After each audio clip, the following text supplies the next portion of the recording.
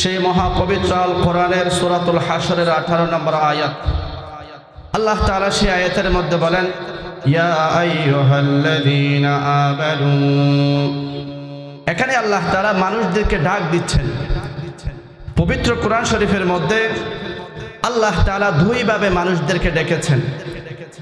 এক নম্বর হলো ইয়া আইয়ুহান নাস অথবা ইয়া আইয়ুহাল ইনসান, অর্থাৎ হে মানুষ। এরপর আল্লাহ তাআলা আরেকভাবে ডেকেছেন, আল্লাহ এবং বান্দার মাঝখানে যে একটা সম্পর্ক, ঈমানের সম্পর্ক, সেই ঈমানদার বলে আল্লাহ তাআলা সম্বোধন করেছেন। একইভাবে আমরা যারা বাবা আছি তারাও আমাদের সন্তানদেরকে ডাক দিই। অনেক সময় নাম ধরে ডাকি, আরেক সময় বাবা এবং পুত্রের মাঝখানে যে একটা সম্পর্ক, পিতার সম্পর্ক, সেই সম্পর্কে ডাকি। যেমন আমরা অনেক সময় বলি, হে আব্দুল্লাহ, হে আব্দুর রহমান, এদিকে আসো। তখন সন্তান এই আওয়াজটা শুনে, যখন সন্তানের আওয়াজে এই সাউন্ডটা যায়, হে আব্দুল্লাহ, হে আব্দুর রহমান, এদিকে আসো, সন্তানের অন্তর সাথে সাথে কম্পন শুরু হয়ে যায়। না জানি আব্বা আমার উপর কি রেগে আছে, কি মারে, কি শাস্তি দেয়, আমি জানি না।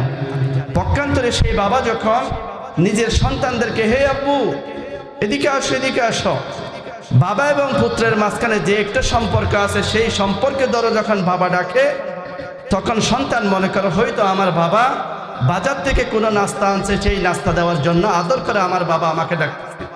একইভাবে আল্লাহ তাআলা পবিত্র কালামের মধ্যে দুইভাবে মানুষদেরকে ডেকেছেন। এক নাম্বার হলো ইয়া আইয়ুহান নাস অথবা ইয়া আইয়ুহাল ইনসান, হে মানুষ। আরেকবার আল্লাহ তাআলা মানুষদেরকে ডেকেছেন ইয়া আইয়ুহাল্লাযীনা আমানু। আল্লাহ এবং বান্দার মাঝখানে যে ঈমানের সম্পর্ক, যে ঈমানের সম্পর্ক, সেই ঈমানের সম্পর্কের নাম ধরে আল্লাহ তাআলা বান্দাদেরকে ডাক দিয়েছেন ইয়া আইয়ুহাল্লাযীনা আমানু, হে ঈমানদারেরা। এরকম আদরের ডাক দিয়ে আল্লাহ তাআলা কি বলতে চান? ইত্তাকুল্লাহ। আল্লাহ তাআলা বলেন আল্লাহকে ভয় করো। আল্লাহকে কি করো? ভয় করো। আমরা কি আল্লাহকে ভয় করি? কি বলেন? আমরা আল্লাহকে ভয় করি, কিন্তু যেভাবে আল্লাহ তাআলাকে ভয় করা দরকার সেইভাবে আমি আর আপনি আল্লাহ তাআলাকে ভয় করি না। এরপর আল্লাহ তাআলা কি বলেছেন? লিগাদিন ওয়াত্তাকুল্লাহ। আল্লাহ তাআলা মানুষদেরকে ডাক দিয়ে বলেন, হে আমার বান্দারা, হে আমার ঈমানদার বান্দা, তোমরা ভবিষ্যৎ জীবনের জন্য, পরকালের জন্য কিছু পুঁজি ব্যবস্থা করো। পরকালের জন্য, মৃত্যুর পরবর্তী যে জীবন আছে, সেই জীবনের জন্য কিছু কামাই করো, কিছু অর্জন করো, কিছু সঞ্চয় করো। আল্লাহ রাসূল সাল্লাল্লাহু আলাইহি ওয়াসাল্লাম হাদিস শরীফের মধ্যে বলেন, ক্বালা রাসূলুল্লাহ সাল্লাল্লাহু আলাইহি ওয়াসাল্লাম, আল কাইয়িসু মান দানা নাফসাহু ওয়া আমিলা লিমা বা'দাল মাউত ওয়াল আজিজু মান আতবা'a নাফসাহু হাওয়াহা ওয়া তামান্না আলাল্লাহ। আল্লাহর নবী, বিশ্ব নবী মুহাম্মদুর রাসূল সাল্লাল্লাহু আলাইহি ওয়াসাল্লাম হাদিস শরীফের মধ্যে বলেন, তোমাদের মধ্যে সবচাইতে বুদ্ধিমান ব্যক্তি কে তোমরা কি জানো? আমি আর আপনার কাছে যদি প্রশ্ন করা হয় সমাজের মধ্যে সবচাইতে বুদ্ধিমান ব্যক্তি কে, তখন আমার আপনার উত্তর হবে সমাজের মধ্যে যারা একজনের সম্পদ আরেকজনে আত্মসাৎ করে খেয়ে ফেলে তারা হলো চালাক মানুষ। উত্তর তো সেটাই দিবেন। কিন্তু আল্লাহ রাসূল সাল্লাল্লাহু আলাইহি ওয়াসাল্লাম বলেন, সমাজের মধ্যে সবচাইতে বুদ্ধিমান ব্যক্তি হলো সে যে বিচরণ করে, চলাফেরা করে জমিনের উপরে, কিন্তু আমল করে মাটির নিচের জন্য। চলাফেরা করে মানুষের সাথে হাট বাজার, খাওয়া দাওয়া সব কিছু করে, সেই সাথে সাথে মাটির নিচের জীবনের জন্যও কিছু আমল করে। আল্লাহ রাসূল বলেন যে তারাই সবচাইতে বুদ্ধিমান। ওয়াল আজিজু মান আতবা'a নাফসাহু হাওয়াহা ওয়া তামান্না আলাল্লাহ। আর সবচাইতে নির্বুধ, বুকা মানুষ হলো ওই ব্যক্তি, যেই ব্যক্তি কোনো আমল করে না, নামাজ পড়ে না, জিকির আজকার কোনো কিছু করে না, কিন্তু আল্লাহর উপর বড় বড় আশা করে বসে থাকে। আরো বলে যে আল্লাহ তাআলা আমার থেকে আরো বড় বড় পাপীদেরকে মাফ করে দিয়েছেন, হয়তো আল্লাহ তাআলা চাইলে আমাকেও মাফ করে দিতে পারে। আমল করে না, কিন্তু বড় বড় আল্লাহর উপর আশা করে বসে থাকে। আল্লাহ রাসূল বলে যে সবচাইতে নির্বোধ মানুষ হলো সে যে কোনো কাজকর্ম না করে আল্লাহর উপর বড় বড় আশা করে বসে থাকে। এরপর আমাদের প্রত্যেকের উচিত আল্লাহ রাসূল সাল্লাল্লাহু আলাইহি ওয়াসাল্লামকে যেভাবে সাহাবায়ে কেরাম ভালোবেসেছেন, সাহাবায়ে কেরাম যেভাবে আল্লাহ রাসূলের আদর্শ ধারণ করে পরকালের চিন্তা করেছেন, পরকালের জন্য কিছু পুঁজি অর্জন করেছেন, সঞ্চয় করেছেন, আমাদের প্রত্যেককে সেই সাহাবায়ে কেরামের আদর্শ অনুসরণ করতে হবে। আল্লাহ তাআলা বলেন, فَإِنْ آمَنُوا بِمِثْلِ مَا آمَنْتُمْ بِهِ فَقَدِ اهْتَدَوْا। হে ঈমানদাররা, তোমরা প্রত্যেককে অনুসরণ করো সাহাবায়ে কেরামদেরকে। আল্লাহ তাআলা সাহাবায়ে কেরামদের থেকে পরীক্ষা নিয়েছেন। আল্লাহ তাআলা বলেন, উলাইকাল্লাযীনা ইমতাহানাল্লাহু কুলুবাহুম লিত্তাকওয়া। আল্লাহ তাআলা সাহাবায়ে কেরামদের থেকে পরীক্ষা নিয়েছেন, আখিরাতের পরীক্ষা, ভবিষ্যৎ জীবনের জন্য, পরকালের জন্য কি আমল না করে সেই একটা পরীক্ষা নিয়েছেন। আল্লাহ বলেছেন, উলাইকাল্লাযীনা ইমতাহানাল্লাহ। সাহাবায়ে কেরাম 100 নাম্বার পেয়ে সেই পরীক্ষায় উত্তীর্ণ হয়েছে। একইভাবে আমি আর আপনি যদি সেই আখিরাতের পরীক্ষায়, আল্লাহ তাআলার পরীক্ষায় সফল হতে চাই, সাহাবায়ে কেরামদেরকে আমাদের অনুসরণ করতে হবে। কাকে অনুসরণ করতে হবে? সাহাবায়ে কেরামদেরকে অনুসরণ করতে হবে। এখন আপনাদের কাছে যদি প্রশ্ন করি, আমরা কি আখিরাতের জন্য কোনো পুঁজি অর্জন করতেছি, জমা করতেছি? হয়তো আপনি আর আমি বলবেন, এই তো এশারের নামাজ যে পড়লাম, এইটাই তো আখিরাতের পুঁজি। সেই এশারের নামাজের পরে ঘরের মধ্যে না গিয়ে এরকম মাহফিলের মধ্যে বসলাম, ওয়াজ নসিহত শুনতেছি, সেটাও তো একটা কি আখিরাতের পুঁজি। এখন আখিরাতের পুঁজি অর্জন করতে গিয়ে সাহাবায়ে কেরাম কি করেছেন, আমাদের প্রত্যেককে সেই জিনিসটাই জানতে হবে। আমরা প্রত্যেকে তো দাবি করি সাহাবীদেরকে মোহাব্বত করি, রসুলকে ভালোবাসি, আমরা প্রত্যেকে দাবি করি না? কিন্তু আমার দাবির সাথে সাথে সেই শরীরের অঙ্গ প্রত্যঙ্গ দিয়ে কি বোঝা যায় আমি রসুলকে ভালোবাসি? আমাদের হুজুররা একটা উদাহরণ দিত। আজ থেকে 30 বছর আগে একজন হাফেজে কোরআন ছিলেন, যার নাম হাফেজ নুরুল্লাহ। সে বিশ্ব মানচিত্রে প্রতিযোগিতা দেওয়ার জন্য এই যে কিছুদিন আগে আমাদের দেশ থেকে ফার্স্ট হয়েছেন সালেহ আহমদ তাকরিম। অন্যান্য হাফেজদারকে না চিনলেও কিন্তু আমরা প্রত্যেকে সালেহ আহমদ তাকরিমকে চিনি। এই যে প্রতিযোগিতায় সালেহ আহমদ তাকরিম অংশগ্রহণ করেছিল, সেই প্রতিযোগিতাটা আজ থেকে অনেক বছর আগে থেকে চলে আসতেছে। আজ থেকে 20-25 বছর আগে এরকম প্রতিযোগিতার জন্য যাইতেন একজন হাফেজ, যার নাম হলো হাফেজ নুরুল্লাহ। সে তার একটা স্বভাব ছিল, সে কাঁপতো। কোরআন শরীফ যখন পড়তো সে কি করতো? কাঁপতো, শরীর থেকে ঘাম বের হইতো। একসময় যিনি প্রধান বিচারক, সে হাফেজ নুরুল্লাহ থেকে জিজ্ঞেস করে, হে হাফেজ নুরুল্লাহ, তুমি কি এখন আগের মতো কাঁপো? তুমি কি এখন আগের মতো কাঁপো? তখন হাফেজ নুরুল্লাহ উত্তর দিচ্ছেন, সেই উত্তরটা বোঝার জন্য সবাইকে আমার দিকে তাকাইতে হবে। আমি এখন আগের মতো কাঁপি না। সবাইকে আমার দিকে একটু তাকাইতে হবে। আমি এখন আগের মতো কাঁপি না। তার কথার সাথে তার শরীরের সাথে কি মিল আছে? মুখে বলতেছে আমার শরীর এখন আগের মতো কাঁপে না, আর ওইদিকে শরীরের দিকে তাকাইলে দেখা যায় কাঁপতে কাঁপতে শরীর থেকে গাম বের হচ্ছে। একইভাবে আমি আর আপনি দাবি করি রসুলের মোহাব্বত আমার আপনার অন্তরে আছে, কিন্তু বাস্তবিক পক্ষে যদি আমাদের থেকে পরীক্ষা নেওয়া হয়, সেই সাহাবায়ে কেরামের আল্লাহ রসুলের ভালোবাসা, মায়া, মোহাব্বত আমার আপনার মধ্যে নেই। সাহাবায়ে কেরামের অন্তরে কি রকম ভালোবাসা, মায়া, মোহাব্বত ছিল? একজন হাবশী সাহাবী ছিলেন। যারা বিদেশ ছিলেন তারা অবশ্যই জানবেন, যারা হাবশী দেশের মধ্যে বসবাস করে তারা হয় একেবারে কালো, আর তাদের চুলগুলো হয় একেবারে কুকড়া কুকড়া, এরকম কুয়ারাইঙ্গা। একইভাবে সেই সাহাবী, হাবশী সাহাবীর চুলগুলো ছিল এরকম কুকড়া। সে হাদিস শরীফের মধ্যে শুনছে, আমার রাসূল সাল্লাল্লাহু আলাইহি ওয়াসাল্লাম চুল রাখতেন বাবরি কাঠিন, গলা এরকম গর্দান পর্যন্ত। আল্লাহ রসুল চুলগুলো এভাবে বাস করতেন, এক বাস ডান পাশে আরেকবার বাম পাশে দিতেন। ওই হাবশী সাহাবী চিন্তা করতেছে, প্রতিদিন গোসল করে চিরুনি দিয়ে এভাবে মাথার চুল আশ্রায়, সে চায় এক চুলের এক বাস ডান দিকে দিতে, আরেক বাস বাম দিকে দিতে। তার চুলগুলো কোকড়া হওয়ার কারণে শক্ত, এরকম বাস করা সম্ভব হচ্ছে না। এরকম চিন্তা করতে করতে প্রতিদিন গোসল করে চিরুনি দিয়ে আশ্রয়, কিন্তু নবীর চুলের মতো হয় না। সে হাবশী সাহাবী চিন্তা করলো, আমার চুল নবীর মতো হয় না, নবীর মতো হয় না কেন? অবশ্যই আমার চুলকে নবীর মতো হতে হবে। এই চিন্তা করে একদিন একটা লোহার রড নিয়ে আগুনের মধ্যে উত্তপ্ত গরম করে, সেই লোহা যখন গরম হয়ে গেল, এরকম মাথার মাঝখানে এভাবে চেক দিল, যার কারণে মাথার মাঝখানে চুল ঝরে গিয়ে এরকম দুই দিকে দুইটা বাস হয়ে গেল। তার বন্ধুরা জিজ্ঞেস করে, হে হাবশী সাহাবী, কি করলা? এরকম লোহা গরম করে তোমার মাথার মধ্যে যে ছেক দিলা, তোমার মাথার মধ্যে যে স্পট হয়ে গেল, দাগ পড়ে গেল, তোমার কি কষ্ট হচ্ছে না? সেই হাবশী সাহাবী উত্তরে বলে, হে আমার বন্ধুগণ শোনো, এতদিন পর্যন্ত আমার চুল নবীর চুলের সাথে যে মিলে না, যেরকম একটা কষ্ট আমার অন্তরের মধ্যে ছিল, আজকে আমার অন্তর থেকে সেই কষ্ট দূরীভূত হয়ে গেল। যদিও বা আমার মাথার মধ্যে এরকম গরম লোহা দিয়ে ছেক দিই, সেই কষ্ট চাইতে আমার চুল নবীর সাথে মিলে না, সেই কষ্টের চাইতে এই লোহার চেক দেওয়ার কষ্ট আমার কাছে তেমন কিছু মনে হয় না। এই হলো সাহাবায়ে কেরামের ভালোবাসা। সেই ভালোবাসার নমুনা আপনি আমি দিতে পারবো না, কিন্তু আমাদেরকে চেষ্টা করতে হবে নবীকে সেভাবে ভালোবাসার জন্য।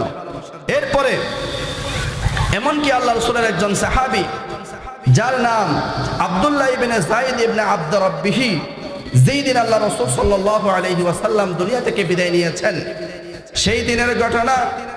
ওই আব্দুল্লাহ ইবনে যায়েদ ইবনে আব্দ রাব্বিহি খেজুর বাগানের মধ্যে কাজ করতেছে। ওই মুহূর্তে তার কানের মধ্যে গেল বিশ্ব নবী রাহমাতুল লিল আলামিন মুহাম্মদুর রাসূল সাল্লাল্লাহু আলাইহি ওয়াসাল্লাম দুনিয়া থেকে বিদায় নিয়েছে, দুনিয়ার মধ্যে আর নাই। এই কথা সাহাবী শোনার সাথে সাথে আল্লাহর কাছে মোনাজাত শুরু করে দিল, হে আল্লাহ, সারাদিন সকাল থেকে বিকাল পর্যন্ত খেজুর বাগানের মধ্যে কাজকর্ম করে সেই ক্লান্ত শরীর নিয়ে, সেই ক্লান্ত দেহ নিয়ে বিকাল বেলা যখন আল্লাহ রসুলের সামনে গিয়ে আল্লাহ রসুলকে এক নজর দেখি, সারা দিনের দুঃখ কষ্ট সব দূরীভূত হয়ে যায়। এখন যখন সেই নবী নাই, আল্লাহর কাছে দোয়া করতেছে, হে আল্লাহ, যেই নবীকে এতদিন পর্যন্ত বিকালবেলা গিয়ে চোখে দেখতাম, সেই নবী যখন নাই, সেই নবীকে যখন দেখতে পারবো না, আমারও চোখের দরকার নেই। বিকালবেলা গিয়ে যেই জুবান দিয়ে, যেই মুখ দিয়ে বিশ্ব নবীর সাথে কথা বলতাম, সেই বিশ্ব নবী যখন দুনিয়ার মধ্যে আর নাই, যেই কানের সাথে, যেই কান দিয়ে বিশ্ব নবীর এরকম মুখনিসৃত বাণী যখন আমি শুনতাম, আল্লাহর হুকুম আহকাম যখন আমি শুনতাম, এখন কার কথা শুনবো? আমার কানের দরকার নাই, আমারও চোখের জ্যোতির দরকার নাই, আমার মুখের বাক শক্তির দরকার নাই। এই বলে দোয়া করার সাথে সাথে আল্লাহ তাআলা সেই সাহাবীর দোয়া কবুল করলেন। সাথে সাথে দোয়া কবুল করে ওই সাহাবী অন্ধ হয়ে গেলেন, চোখের জ্যোতি আল্লাহ তাআলা নিয়ে গেল, অন্ধ হয়ে গেল।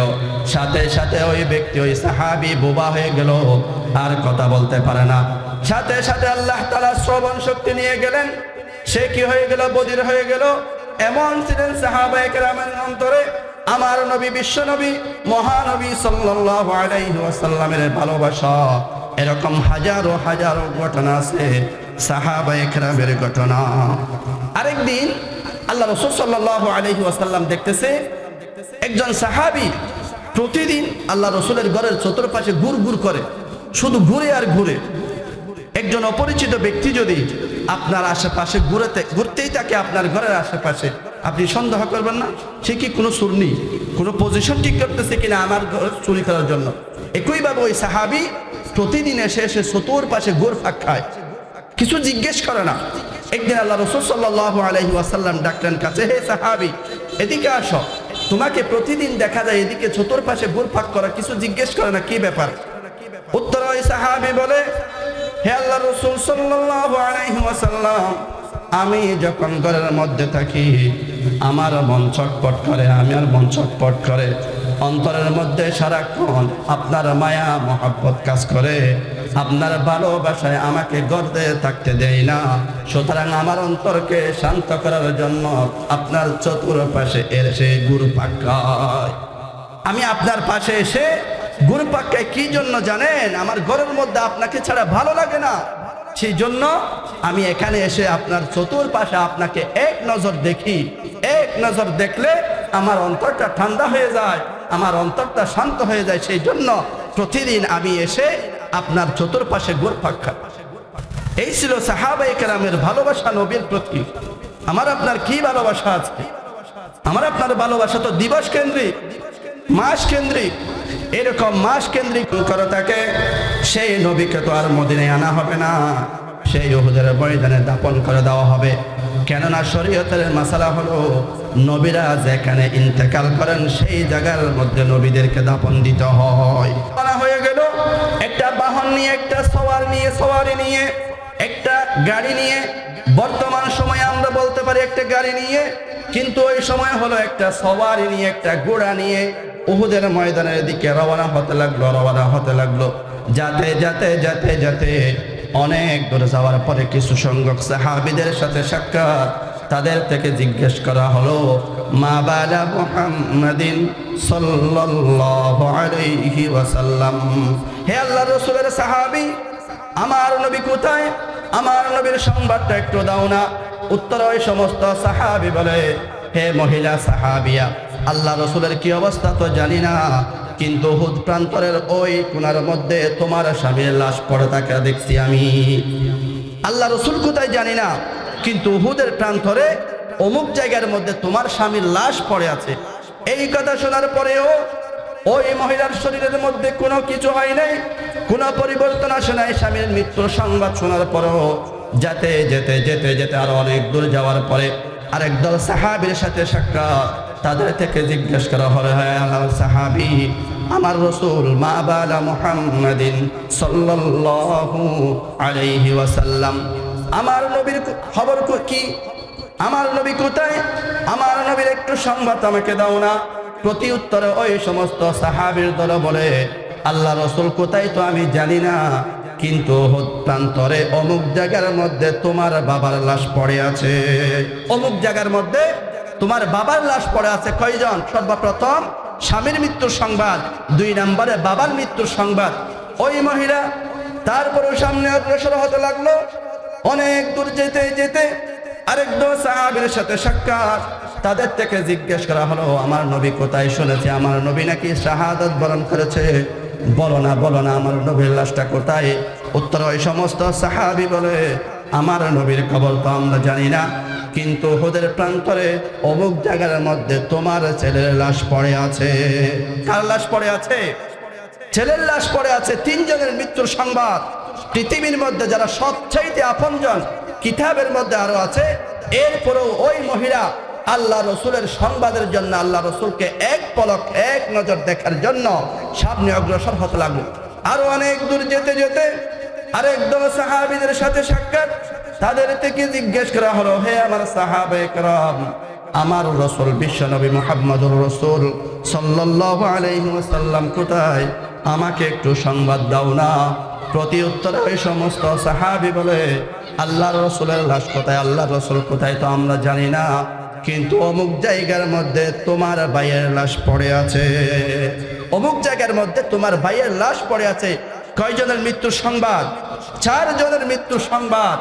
এরপরেও যখন আল্লাহ রসুলকে দেখে নাই, আল্লাহ রসুলকে দেখার জন্য উহুদ প্রান্তরের দিকে আরো অগ্রসর হতে অনেক দূর যাওয়ার পরে এক কর্নার দেখতেছে আল্লাহ রসুল সাল্লাল্লাহু আলাইহি ওয়াসাল্লাম বসা আছেন। আল্লাহ রসুলকে যখন ওই মহিলা সাহাবিয়া দেখলেন, সাথে আল্লাহ রসুলের এরকম চাদর ধরে ওই মহিলা বলেন, কুল্লু মুসিবাতিন বা'দা মুহাম্মাদিন সাল্লাল্লাহু আলাইহি ওয়াসাল্লাম সাহালুন।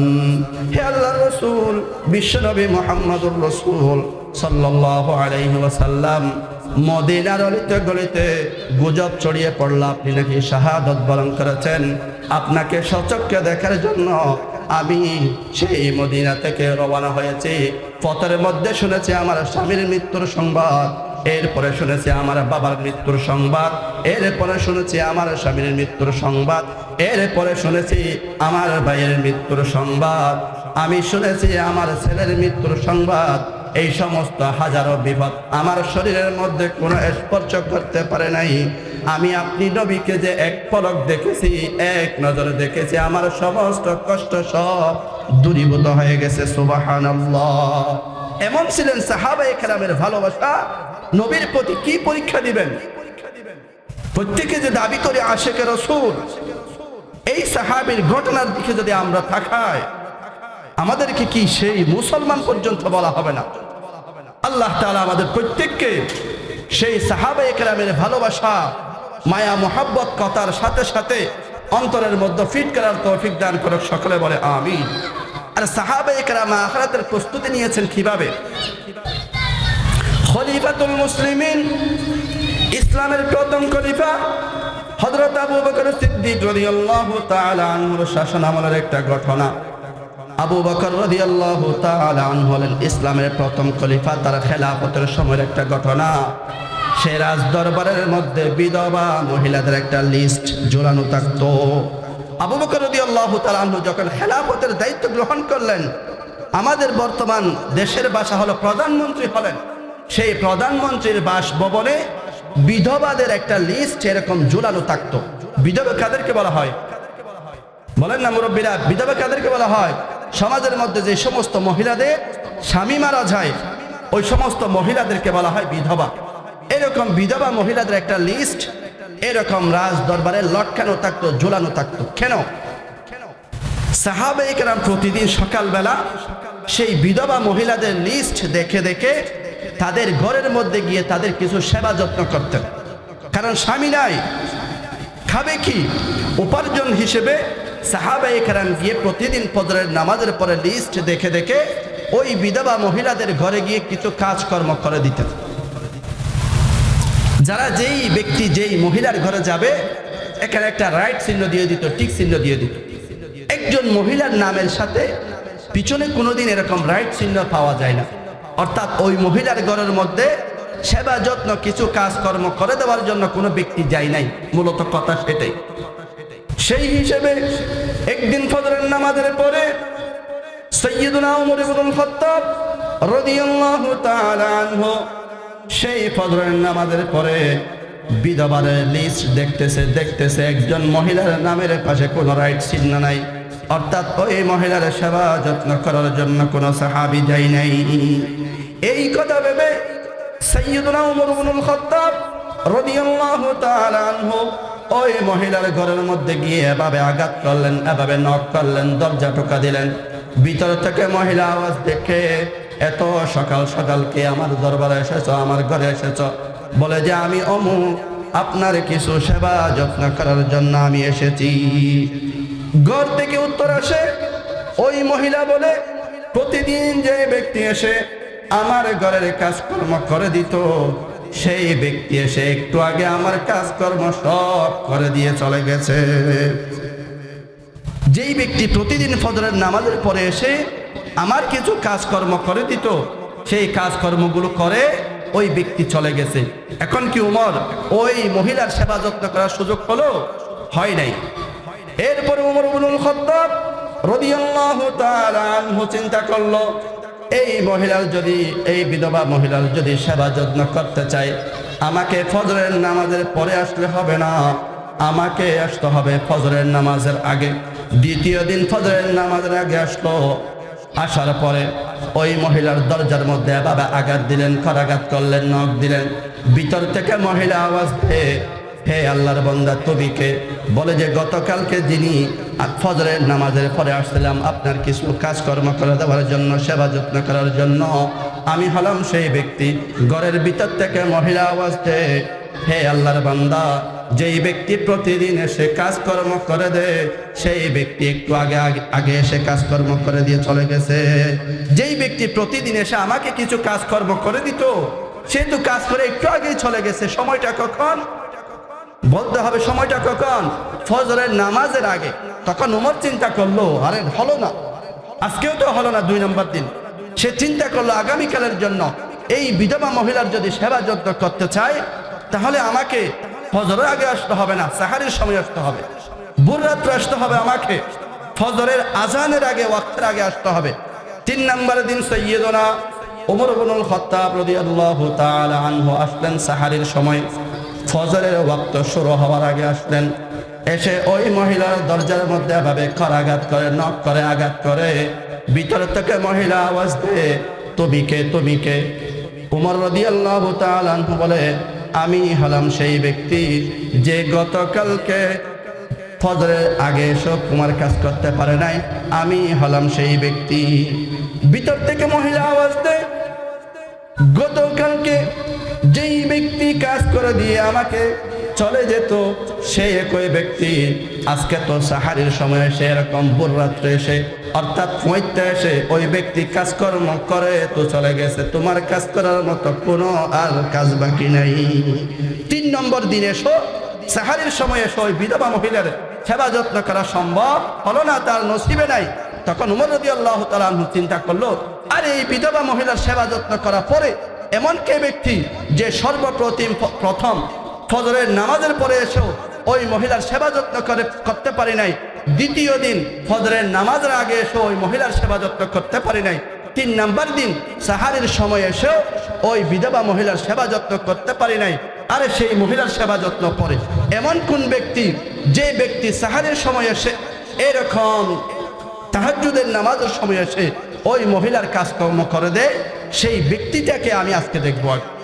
এই কথা ভেবে সাইয়্যিদুনা ওমর ইবনুল খাত্তাব রাদিয়াল্লাহু তাআলা আনহু ওই বিধবা মহিলার ঘরের যে গেট আছে সেই গেটের একটু আড়ালে জঙ্গলের মধ্যে এরকম লুকিয়ে আছে। কিসের জন্য? কে ওই মহিলার সেবা করে সেই যত্নটা সেই ব্যক্তিকে দেখার জন্য। যখন রাত গভীর হলো, রাতের 2 ভাগ শেষ হয়ে গেল, একজন ব্যক্তি এভাবে নিচু হয়ে নিচের দিকে তাকিয়ে তাকিয়ে এরকম কম্বল মুড়ি, একটা চাদর মুড়ি আস্তে আস্তে আসতেছে। যখন কাছাকাছি আসলো, এরকম আড়াল থেকে উমর একটা ডাক দিল, তুমি কে? এত গভীর রাত্রে শাসন আমল কার জানো? আবু বকরের শাসন আমল, এত গভীর রাত্রে তুমি কে? এরকম গভীর রাত্রে যদি এরকম জঙ্গল থেকে আমি আর আপনি আসতেছি, জঙ্গল থেকে যদি কেউ এরকম একটা ডাক দেয়, তুমি কে? ভয় পাবো না? সাইয়্যিদুনা আবু বকর সিদ্দিক রাদিয়াল্লাহু তাআলা আনহু ভয় পাবে তো দূরের কথা, বরং যিনি ডাক দিল ওমর রাদিয়াল্লাহু তাআলা আনহু ভয় পেয়ে গেলেন। যাকে ভয় লাগাচ্ছে, যাকে ডাক দিচ্ছে, সে ভয় পাবে দূরের কথা, ওমর নিজেই ভয় পেয়ে গেলেন। কেননা সেই ব্যক্তিটা ছিল আমিরুল মুমিনিন খলিফাতুল মুসলিমিন আবু বকর সিদ্দিক রাদিয়াল্লাহু তাআলা আনহু। সেই ব্যক্তিটাকে যে প্রতিদিন এরকম গিয়ে আঁধারে মানুষ যেন না দেখে গিয়ে কাজকর্ম করে দিত, সে হলো সাইয়্যিদুল এরকম খলিফাতুল মুসলিমিন আবু বকর সিদ্দিক রাদিয়াল্লাহু তাআলা আনহু। উমর রাদিয়াল্লাহু তাআলা আনহু জিজ্ঞেস করে, হে খলিফাতুল মুসলিমিন, সারাদিন রাষ্ট্রের কাজকর্মে ব্যস্ত থাকেন, সারাদিনের শরীরের কাজকর্মের শরীর ক্লান্ত হয়ে যায়, এরকম গভীর রাত্রে আপনি না ঘুমিয়ে এই সমস্ত ছোট ছোট কাজগুলো আমাদেরকে দিতে পারেন না? আখিরাতের পুঁজির জন্য আমাদেরকে কি দিতে পারেন না? আপনি তো সারাদিন রাষ্ট্রের প্রধানমন্ত্রী, কাগজের মধ্যে সিগনেচার করতে করতে সারাদিন শেষ হয়ে যায়, একটু রেস্ট নিতে পারেন না? আপনি কি পারেন না এই সমস্ত কাজগুলো আমাদেরকে দিতে আখিরাতের পুঁজির জন্য? তখন আবু বকর সিদ্দিক রাদিয়াল্লাহু তাআলা আনহু বলেন, আখিরাতের পুঁজি, আখিরাতের জন্য পুঁজি তোমার দরকার আছে, তুমি ওমরের দরকার আছে, আমি আবু বকরের কি দরকার নাই? তুমি ওমরের আখিরাতের পুঁজি দরকার, সওয়াবের দরকার, আমি ওমরের কি দরকার নয়? তখন উমর রাদিয়াল্লাহু তাআলা আনহু একটা উত্তর ফেলেন। ওই দেখতেছে ওই অবস্থায় আবু বকর সিদ্দিক রাদিয়াল্লাহু তাআলা আনহু প্রধানমন্ত্রীর ফাইয়ের মধ্যে জোথা নাই, গভীর রাত 2টা-3টা বাজে, ফাইয়ের মধ্যে জোথা নাই। জিজ্ঞেস করা হলো, হে সাইয়্যিদুনা আবু বকর সিদ্দিক রাদিয়াল্লাহু তাআলা আনহু, বুঝলাম আপনার আখিরাতের পুঁজির দরকার, আখিরাতের জন্য আমাদের দরকার, ঠিক আছে, আপনার ফাইয়ের মধ্যে জোথা নাই কেন? সাইয়্যিদুনা আবু বকর সিদ্দিক রাদিয়াল্লাহু তাআলা আনহু বলে, আমি যদি এত গভীর রাত্রে জুতা পরে আসি, জুতা বড়, যত বড় ভারী হোক না কেন, যত বড় হালকা হোক না কেন, জুতার একটা আওয়াজ হয়, আমি যদি এত গভীর রাতে জুতা পরে আসি, সেই জুতার আওয়াজে মানুষের ঘুম ভেঙে যেতে পারে, সেই ভয়ে আমি আবু বকর খলিফাতুল মুসলিমিন হওয়া সত্ত্বেও জুতা ছাড়া সেই রাত্রে বের হলাম। খলিফাতুল মুসলিমিন এরকম মানুষের ঘুমকে পর্যন্ত কিভাবে রক্ষা করেছেন দেখেন। মানুষের ঘুমের কথা চিন্তা করেছেন।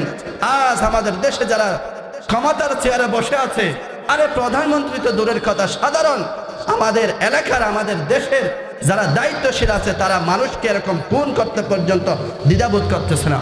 অথচ সাইয়্যিদুনা আবু বকর সিদ্দিক রাদিয়াল্লাহু তাআলা আনহু মানুষের ঘুমের প্রতি পর্যন্ত লক্ষ্য করেছেন। এই হলো খলিফাতুল মুসলিমিন আবু বকর সিদ্দিক রাদিয়াল্লাহু তাআলা আনহু। যে আবু বকর সিদ্দিকের বিষয়ে আল্লাহ তাআলা ঘোষণা দিয়েছেন, আল্লাহ রাসূল ঘোষণা দিয়েছেন, আবু বকর ফিল জান্নাহ, দুনিয়া থাকায় অবস্থায় জান্নাতের সার্টিফিকেট পাওয়ার এক নাম্বার ব্যক্তি হলো আবু বকর সিদ্দিক রাদিয়াল্লাহু তাআলা আনহু। সেই আবু বকর সিদ্দিক আখিরাতের বয়ে, আখিরাতের পুঁজি সঞ্চয় করার জন্য, অর্জন করার জন্য গভীর রাত্রে বিধবা মহিলার সেবা করতে গিয়েছে পায়ের জুতা ছড়া। সেই আবু বকরের যদি জান্নাতের সার্টিফিকেট পাওয়ার পরেও আখিরাতের এমন চিন্তা হয়, আমাকে আপনাকে কে সার্টিফিকেট দিয়েছে বলেন তো ভাই? আমার আপনার আখিরাতের চিন্তা কেমন হওয়া দরকার? সেই আবু বকর সিদ্দিক রাদিয়াল্লাহু তাআলা আনহু আল্লাহ রাসূলকে কিভাবে ভালোবাসতেন। হিজরতের রাতে আল্লাহ রাসূল সাল্লাল্লাহু আলাইহি ওয়াসাল্লাম মক্কাতুল মুকাররমা থেকে মদিনাতুল মুনাওয়ারা হিজরত করবেন। আবু বকরের দরজার মধ্যে আবাবেক্ষর আঘাত করলেন। গভীর রাত।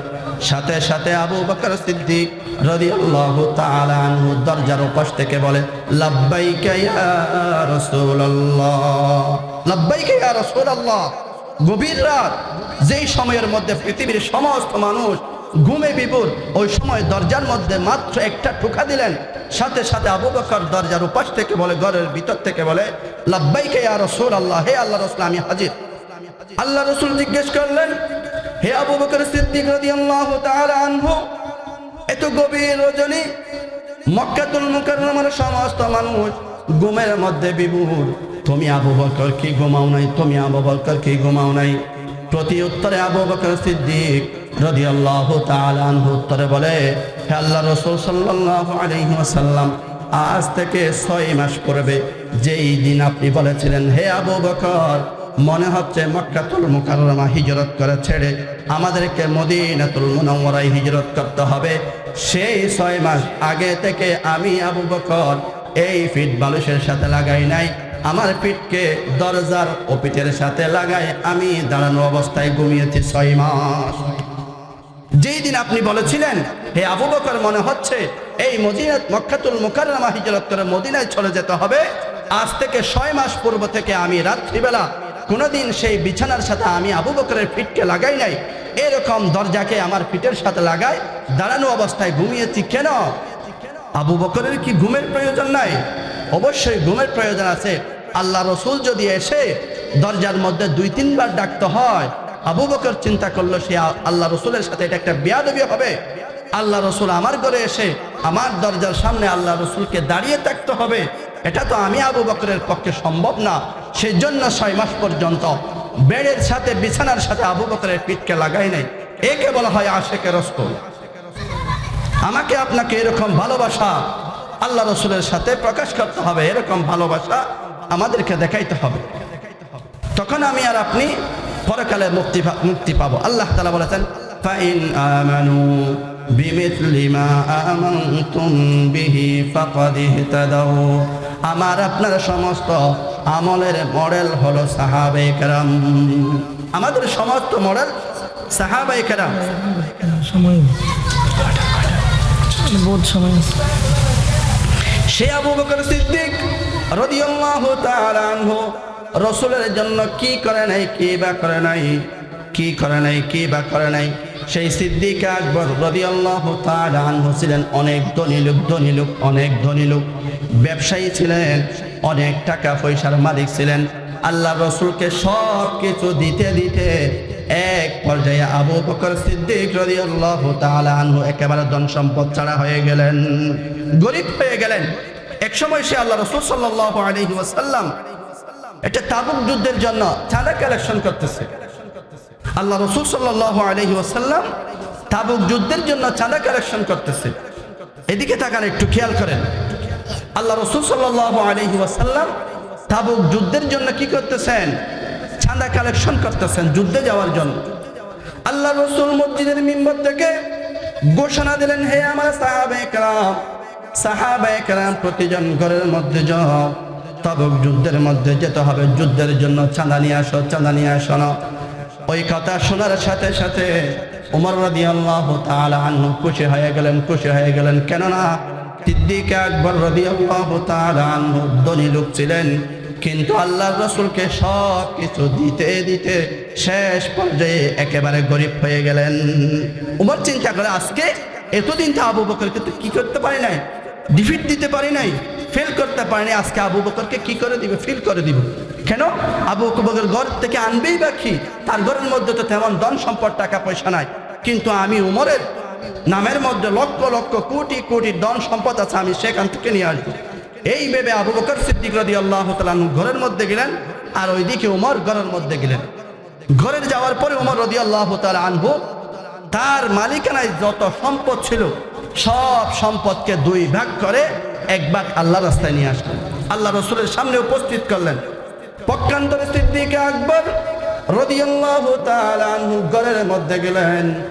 ঘরের মধ্যে যাওয়ার পরে যা ছিল সব নিয়ে আসলেন। এখন প্রশ্ন, আল্লাহ রাসূলের সামনে এসে যখন দুজন উপস্থিত, আল্লাহ রাসূল সর্বপ্রথম ওমর থেকে জিজ্ঞেস করে, হে ওমর রাদিয়াল্লাহু তাআলা আনহু, হে ওমর, ঘরের মধ্যে কি রেখে এসেছ? আল্লাহ রাসূল অন্যদিন জিজ্ঞেস করতো, তোমরা কে কি আনছো বলো, কত টাকা আনছো, মাহফিলে কত টাকা চাঁদা দিছো, এরকম বলে না? একইভাবে আল্লাহ রাসূল জিজ্ঞেস করতেন, কে কি আনছো বলো। কিন্তু ওই দিন আল্লাহ রাসূল সাল্লাল্লাহু আলাইহি ওয়াসাল্লামের প্রশ্নের স্টাইল ভিন্ন, জিজ্ঞেস করার স্টাইল ভিন্ন। সর্বপ্রথম উমর থেকে জিজ্ঞেস করে, হে উমর, ঘরের মধ্যে কি রেখে এসেছো? উত্তর কি আসবে? প্রথমে বলছিলাম উমর রাদিয়াল্লাহু তাআলা আনহু ঘরের মধ্যে গিয়ে তার সম্পদকে দুই ভাগ করে এক ভাগ আল্লাহর রাসূলের কাছে সামনে নিয়ে আসলেন, আর এক ভাগ ঘরের মধ্যে রেখে আসলেন। উত্তর হবে কি? উমর রাদিয়াল্লাহু তাআলা আনহু উত্তর দিলেন, আমি ঘরের মধ্যে এক ভাগ রেখে এসেছি। এরপরে আবু বকর সিদ্দিক রাদিয়াল্লাহু তাআলা আনহু থেকে জিজ্ঞেস করার পালা। আবু বকর কি উত্তর দিল? আবু বকরের উত্তর পরে এক পাশে রাখেন, কিন্তু আবু বকরের যে একজন মেয়ে ছিল আসমা বিনতে আবু বকর, যে মেয়ের নাম হলো আসমা, ছোট্ট মেয়ে, সেই ছোট্ট মেয়ের উত্তরটা কি শুনেন।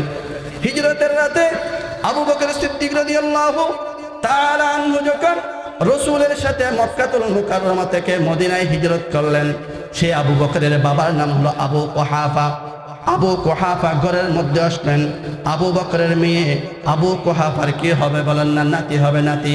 নাতিকে দেখার জন্য আসছেন। আবু কুহাফা এখনো মুসলমান হন নাই। ফতে মক্কার সময় সে আবু কুহাফা তথা আবু বকরের আব্বা মুসলমান হয়েছেন। সেই হিজরতের রাতে ছেলে যখন মক্কা থেকে মদিনায় হিজরত করলো, দাদা সেই দাদা নাতির খোঁজ নেওয়ার জন্য ছেলের ঘরের মধ্যে আসলেন। আসার পরে বাহির থেকে ডাক দে, হে আমার দাদি ভাই, হে আমার দাদু ভাই, বের হও, শুনেছি তোমার বাবা নাকি রাসূলের সাথে হিজরত করে মক্কা থেকে মদিনায় চলে গেছে। বলো তো দেখি তোমার বাবা যাওয়ার সময় ঘরের মধ্যে কি রেখে গেছে? ঘর থেকে যাওয়ার সময় ধন সম্পদ সব কিছুতে আল্লাহ রাসূলকে দিয়ে দিল। সেই মক্কা থেকে মদিনায় হিজরত করার সময় তোমার জন্য, তোমাদের জন্য কি রেখে গেল? সেই ছোট্ট শিশু আসমা বিনতে আবু বকর রাদিয়াল্লাহু তাআলা আনহু উত্তরে বললেন, হে দাদু ভাই, চিন্তা করতে হবে না, টেনশন করতে হবে না। আমার বাবা যাওয়ার সময় যথেষ্ট পরিমাণ ঘরের মধ্যে রেখে গেছে, যথেষ্ট পরিমাণ ঘরের মধ্যে রেখে গেছে। তো নাতির এই উত্তরটা সুন্দর না? সান্ত্বনা পেল দাদা আবু কুহাফা। সান্ত্বনা পেয়ে নাতির সুন্দর উত্তর শুনে চলে যেতে লাগলেন তার ঘরের মধ্যে। অর্ধেক যাওয়ার পরে আবু কুহাফা চিন্তা করলো, সিদ্দিক আকবর রাদিয়াল্লাহু তাআলা আনহুর বাবা চিন্তা করলো, আরে আমার ছেলে তো কেমন চরিত্রের অধিকারী, আমি বাবা হিসেবে তো সব কিছু জানি। আমার ছেলে তো এমন ছেলে না যে ছেলে ঘরের মধ্যে যথেষ্ট পরিমাণ ধন সম্পদ টাকা পয়সা রেখে যাবে। কি রেখে যাবে? তার কাছে তো কিছুই তো নাই। আমার নাতি এত সুন্দর উত্তর কেন দিল? আরে ফালতাতে প্রশ্ন করা দরকার ছিল, কি রেখে গেছে? অনেক কিছু যে রেখে গেছে, সেই অনেক কিছুগুলো কি বিবরণ শোনা তো দরকার ছিল। এই ভেবে দাদা আবার পিছনে রওনা দিলেন। নাতির কাছে এসে আবার জিজ্ঞেস করেন, হে দাদু ভাই, তোমার বাবা যে যথেষ্ট পরিমাণ রেখে গেছে, কি রেখে গেছে একটু বলো না। সেই ছোট্ট আবু বকরের মেয়ে আসমা বিনতে আবি বকর বলে, হে আমার দাদু ভাই শুনেন, আমার বাবা যাওয়ার সময় আল্লাহ এবং আল্লাহ রসুলকে আমার ঘরের মধ্যে রেখে গেছে। সুবহানাল্লাহ। ঘরের মধ্যে রেখে গেছে কি? আল্লাহ এবং আল্লাহ রসুল সাল্লাল্লাহু আলাইহি ওয়াসাল্লাম। ছোট্ট মেয়ে, সে আবু বকরের মেয়ের উত্তর যদি এরকম হয়, আবু বকরের উত্তরের মধ্যে আসেন, সেই দুজন যখন সম্পদ চাঁদা আল্লাহ রসুলের সামনে উপস্থিত করলো, উমর থেকে তো জিজ্ঞেস করলেন, আমার সম্পদের অর্ধেক ঘরের মধ্যে রেখে আসলাম। আর আবু বকরের ফালা যখন আসলো, আবু বকর থেকে জিজ্ঞেস করা হলো, হে আবু বকর, আল্লাহ রসুলের সামনে কি আনলেন, ঘরের মধ্যে কি রেখে আসতেন বলেন তো? সিদ্দিক আকবর রাদিয়াল্লাহু তাআলা আনহু বলেন, হে আল্লাহ রসুল সাল্লাল্লাহু আলাইহি ওয়াসাল্লাম, আমি কি এনেছি একটু শুনেন, বর্ণনা শুনেন। আমি ঘর থেকে বের হওয়ার সময়, বের হওয়ার আগে আমার ঘরটা ছিল এরকম খেজুর পাতার ছাউনি, মাঝখানে যে বেড়া ছিল সেই বেড়াগুলো ছিল খেজুর পাতার। সেই খেজুর পাতাগুলো এভাবে তাপড়াইয়া আছি কেন জানেন? সেই খেজুর গাছের পাতার মধ্যে কোনো সুই লুকাই রাখছিলাম কিনা, কোনো সুই আছে কিনা, সেই সুই খোঁজার জন্য আমি সেই খেজুরের পাতাগুলো এভাবে তাপড়াইয়া আসছি। সেই একটা সুই যদি পাই, সেই সুই যদি আপনার দরবারে চাঁদা হিসেবে নিয়ে আসি, সেই যুদ্ধের ময়দানে কোনো সাহাবীর কাজে আসতে পারে। আমি আসার সময় খেজুরের পাতার যে বেড়া ছিল, সেই বেড়াগুলো এভাবে তাপড়াইয়া দেখছি। কিসের জন্য? খেজুরের পাতার মধ্যে সুই ঢুকাই রাখতো, কাপড় ছিলানোর পরে সুই ঢুকাই রাখতো। সেই সুই কোনো রাখছে কিনা, এরকম কোনো সুই আছে কিনা, সেই সুইটা পর্যন্ত আল্লাহ রসুলের সামনে উপস্থিত করেছেন। কিসের জন্য? সেই যুদ্ধের ময়দানে যুদ্ধ করতে গিয়ে, লাফালাফি করতে গিয়ে কোনো সাহাবীর যদি কাপড় ছিঁড়ে দেয়, সেই কাপড় ছিলানোর জন্য সেই সুইটা পর্যন্ত নিয়ে আসছে। আবু বকর থেকে আবার জিজ্ঞেস করা হলো, সব কিছু তো নিয়ে আসছি, আল্লাহ রসুল ঘরের মধ্যে রাখার মতো কোনো কিছু নাই, কোনো টাকা নাই, পয়সা নাই, এমনকি সোলার ছাই পর্যন্ত নিয়ে এসেছি। আল্লাহ রসুল জিজ্ঞেস করে, আমি বলেছি কি রেখে এসেছ? উত্তরে আবু বকর বলে, আল্লাহ এবং আল্লাহর রসুলকে রেখে এসেছি। ঘরের মধ্যে কাকে রেখে এসেছে? আল্লাহ এবং আল্লাহর রসুলকে। আর আমি আর আপনি মসজিদের মধ্যে সপ্তাহে একটা টাকা দিই, একটা টাকার নোট দিই, সবাই আল্লাহ তাআলাকে হাজির নাজির করে। বলেন তো ভাই, মসজিদে যে আমরা টাকা দিই, এগুলো আমাদের জন্য জমা থাকবে না? টাকা কোনটা দিই? যেটা অচল। কারণ মসজিদের মধ্যে যে আমরা টাকাটা দিই, সেই টাকাটা তো দেখার মতো কেউ নাই। দোকানে যদি দিই সেই সিরা টাকা, দোকানদার নিবে না, বলে যে এটা একটু চেঞ্জ করে দেন, পাল্টাই দেন, নিবে না। সেই দোকানে নেয় না যে টাকাগুলো আমরা মসজিদের মধ্যে দিই। এরকম আছে কি নাই? আছে। মসজিদের সব টাকা দেখা যায় ছিঁড়া। কিন্তু আবু বকর সিদ্দিক রাদিয়াল্লাহু তাআলা আনহু ইসলামের জন্য সব কিছু দিয়ে দিয়েছেন, ঘরের মধ্যে একমাত্র আল্লাহ আল্লাহ রসুলকে রেখেছেন। এই হলো সাহাবায়ে কেরাম, এই হলো আবু বকর সিদ্দিক রাদিয়াল্লাহু তাআলা আনহু। এক সময় সে আবু বকর সিদ্দিক রাদিয়াল্লাহু তাআলা আনহু আখিরাতের চিন্তায় মসজিদে নববীর এক পাশে বসে বসে কান্না করতেছে। আল্লাহর কাছে দোয়া করতেছে, হে আল্লাহ তাআলা, হে রব্বুল আলামিন, আল্লাহ তাআলা আমার রাসূল সাল্লাল্লাহু আলাইহি ওয়াসাল্লামের অন্তরের মধ্যে আপনি এই জিনিসটা একটু ঢেলে দেন না। আল্লাহর রাসূল যেন মনে করে আমি আবু বকরের সম্পদ সব আল্লাহ রসুলের নিজের সম্পদ। আবু বকর আল্লাহর কাছে একদিন দোয়া করে, হে আল্লাহ, আল্লাহ রসুলের অন্তরে এই জিনিসটা ঢেলে দেন না, বসাই দেন না। আল্লাহ রসুল যেন মনে করে আমি আবু বকরের সম্পদ, আল্লাহ রসুল নিজের সম্পদ মনে করে, যেদিকে চাই সেদিকে খরচ করে, যেখানে ইচ্ছা সেখানে খরচ করে, যাকে ইচ্ছা তাকে দিবে। এরকম একটা অন্তরের মধ্যে আল্লাহ রসুলের অন্তরে ঢেলে দেন না। কেন? قال رسول الله صلى الله عليه وسلم اليد العليا خير من اليد السفلى আল্লাহর নবী বিশ্ব নবী মহানবী রাহমাতুল লিল আলামিন সাইয়্যিদুল মুরসালিন খাতামুন নবিয়্যিন মুহাম্মদুর রাসূল সাল্লাল্লাহু আলাইহি ওয়াসাল্লাম বলেন উপরওয়ালা হাত নিচের হাত থেকে উত্তম। উপরের হাত নিচের হাত থেকে উত্তম বুঝাইছে যে যারা দান সদকা করে তাদের হাতটা থাকে উপরে, আর যারা দান সদকা নেয় তাদের হাতটা থাকে কোথায়? নিচে। আল্লাহ রাসূল বলেছেন যে আল-ইয়াদুল উলিয়া খায়রুম মিনাল ইয়াদিস সুফলা, যে সমস্ত ব্যক্তিদের হাত উপরে থাকে তাদের হাত উত্তম, যাদের হাত নিচে থাকে অর্থাৎ যারা দান সদকা নেয় তাদের থেকে। এখন আল্লাহ রাসূল সাল্লাল্লাহু আলাইহি ওয়াসাল্লাম যখন যুদ্ধের জন্য কালেকশন করতেন, চাঁদা কালেকশন করতেন, আবু বকর চাঁদা দিত, আবু বকরের হাতটা থাক, যার কারণে আবু বকর আল্লাহর কাছে দোয়া করে ফরিয়াদ করে, হে আল্লাহ, আল্লাহ রসুলের অন্তরে ঢেলে দেন আমার সম্পদ যেন আবু বকরের সম্পদ যেন স্বয়ং রসুল নিজের সম্পদ মনে করে, যেখানে ইচ্ছে সেখানে খরচ করে, আমি আবু বকরের পারমিশন অনুমতি নেওয়ার দরকার নাই। এই হলো আশিকে রসুল। আল্লাহ তাআলা আমাদের প্রত্যেককে এরকম একটা ভালোবাসা অন্তরের মধ্যে রাখার তৌফিক দান করুক, সকলে বলে আমিন। একদিন একজন সাহাবী আল্লাহ রসুলের কাছে এসে প্রশ্ন করতেছে, অনেক আকুতি মিনতি করে, হে আল্লাহ রসুল সাল্লাল্লাহু আলাইহি ওয়াসাল্লাম, আমরা যখন দুনিয়ার মধ্যে আছি, কোনো দুঃখ বেদনা কোনো টেনশনের মধ্যে যখন পড়ি, সারাদিন কাজকর্ম সারার পরে বিকাল বেলা এসে আপনার চেহারাটা দেখে আমাদের সব ক্লান্তি দূর হয়ে যায়। আপনি তো অবশ্যই মানুষ, একদিন ইন্তেকাল করবেন, আপনি ইন্তেকাল করে খবর জগতে চলে যাবেন, আর আমরা তো দুনিয়ার মধ্যে রেখে যাব, আমরা দেখবো বা কাকে?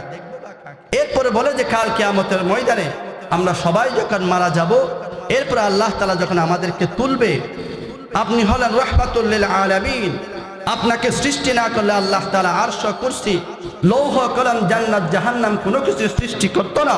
আপনি হলেন সেই রসুল, আপনি থাকবেন জান্নাতের সেই উচ্চ মকামে, আর আমরা সাহাবে কেরাম হিসেবে আমরা থাকবো একটু নিচে। দুনিয়ার মধ্যে না তাকে একটু সান্ত্বনা দিই আপনাকে দেখে, কাল কিয়ামতের ময়দানে যখন এরকম আমাদের দুঃখ এরকম অন্তরের মধ্যে আসবে, আমরা অন্তরকে কিভাবে সান্ত্বনা দেব? সাথে সাথে ওই সাহাবীর উত্তর দেওয়ার জন্য আল্লাহ তাআলা জিবরাইলকে পাঠিয়ে দিলেন। হাদিসে কুদসি قال رسول الله صلى الله عليه وسلم المرء مع من أحب المرء مع من أحب أو كما قال عليه الصلاة والسلام। আল্লাহর নবী বিশ্ব নবী মুহাম্মদুর রাসূল সাল্লাল্লাহু আলাইহি ওয়াসাল্লাম বলেন, দুনিয়ার মধ্যে যেই ব্যক্তি যাকে মোহাব্বত করবে, কাল কিয়ামতের ময়দানে তার হাসর নাসর হবে ওই ব্যক্তির সাথে। দুনিয়ার মধ্যে যে যাকে ভালোবাসবে, যাকে ফলো করবে, যাকে অনুকরণ করবে, কাল কিয়ামতের ময়দানে হাসর নাসর হবে ওই ব্যক্তির সাথে। সাহাবী সান্ত্বনা পেয়ে গেল, আমরা দুনিয়ার মধ্যে আল্লাহর রসুলকে সবচাইতে বেশি ভালোবাসি, সুতরাং সাহাবায়ে কেরাম আমাদেরও হাসর নাসর হবে সেই রসুলের সাথে, টেনশনের কোনো কারণ নাই। সাহাবীর সেই টেনশন আল্লাহ রসুল সাল্লাল্লাহু আলাইহি ওয়াসাল্লাম দূরীভূত করে দিলেন। আল মারউ মা'a মান আহাব্বা, যেই ব্যক্তি যাকে মহব্বত করবে, যেই ব্যক্তির চলাফেরা যার সাথে, কাল কিয়ামতের ময়দানে ওই ব্যক্তির সাথে হাসর নাসর হবে। এখন সাহাবায়ে কেরামের মডেল ছিল তো আল্লাহ রসুল সাল্লাল্লাহু আলাইহি ওয়াসাল্লাম। হে যুবক ভাইয়েরা, আমার আপনার মডেল কে? আমরা যখন দোকানের মধ্যে সেলুনের দোকানে যাই, চুল কাটতে যাই, সেই চুলের মডেল কে? নেইমার এবং মেসি। আমাদের চুলের মডেল, আমরা চুল রাখি, বলে যে ওই যে একটা ডিজাইন দেখা যাচ্ছে, সেই ডিজাইনে আমাকে চুল কেটে দাও। আল্লাহ রসুলের এই হাদিস অনুযায়ী যদি যেই ব্যক্তি যাকে ভালোবাসবে, সেই ব্যক্তির সাথে যদি হাসর নাসর হয়, আমি যে চুল কাটলাম আমি অনুসরণ করলাম কাকে? নেইমার মেসিকে। বলুন তো নেইমার কোথায় যাবে, জান্নাতে নাকি জাহান্নামে? আল্লাহ তাআলা নেইমার এবং মেসিকে যেভাবে জাহান্নামের মধ্যে নিক্ষেপ করবে অপরাধের কারণে, আমি আর আপনি যদি আল্লাহ রসুলের সেই হাদিস অনুযায়ী নেইমারের ডিজাইনে নেইমারের মেসির স্টাইলে যদি চুল কেটে থাকি, নেইমারের স্টাইলে যদি কাপড় পরি, সব কিছু চলাফেরা করে নেইমারের স্টাইলে, যেইভাবে যে স্টাইলে আল্লাহ তাআলা নেইমার এবং মেসিকে জাহান্নামের মধ্যে নিক্ষেপ করবে, হয়তো নাউযুবিল্লাহ আল্লাহ তাআলা ওই নেইমার এবং মেসির স্টাইল গ্রহণ করার কারণে হয়তো আমাকে আপনাকেও জাহান্নামে নিক্ষেপ করতে হবে। আরে আল্লাহ রসুলের ভালোবাসা অন্তরে থাকার কারণে যদি ওই ব্যক্তি আল্লাহ রসুলের সাথে জান্নাতের মধ্যে থাকে, আমি আর আপনি যদি সেই নেইমার এবং মেসিকে ভালোবাসি, নাউযুবিল্লাহ হইতে পারে সেই নেইমার এবং মেসির সাথে জাহান্নামে থাকতে হবে। আল্লাহ তাআলা আমাদের প্রত্যেককে সেই জাহান্নামের ভয়াবহ আযাব থেকে বাঁচার তৌফিক দান করুক। সকলে বলে আমিন।